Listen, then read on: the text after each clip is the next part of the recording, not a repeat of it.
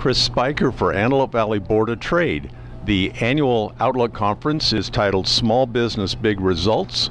We're with Cheryl Hughes at the Whole Wheatery. Hey, Cheryl. Hey, Chris. How you doing today? Wonderful. When and how did you get started? Oh, my goodness. Almost 35 years ago.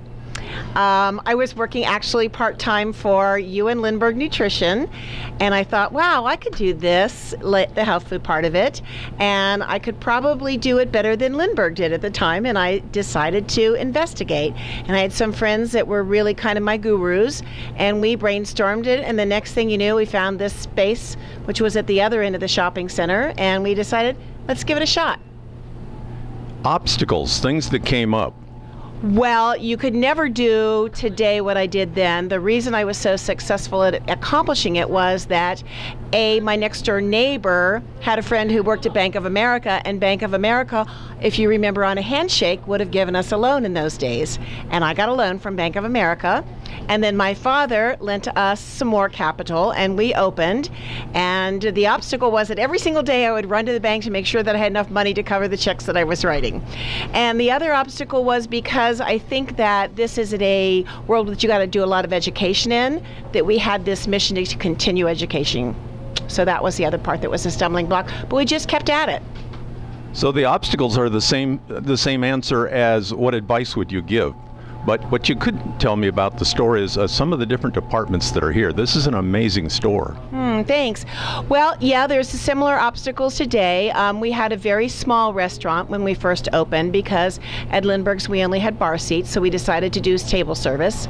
We had a very small kitchen area. We still have a fairly small kitchen. We have the nutrition department, which was a big part of our focus and still is.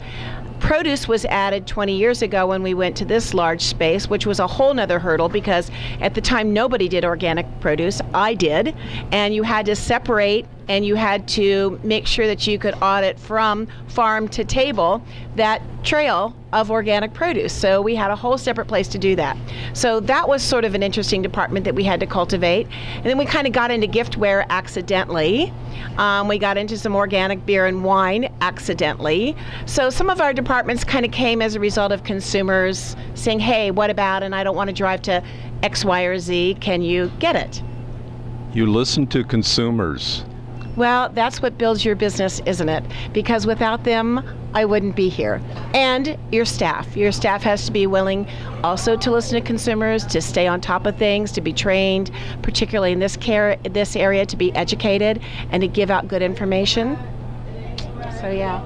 Cheryl Hughes, thank you very much for being a part of the Antelope Valley. And we'll see you at the Board of Trade Outlook Conference March 2nd. Thank you. All righty. Bye-bye.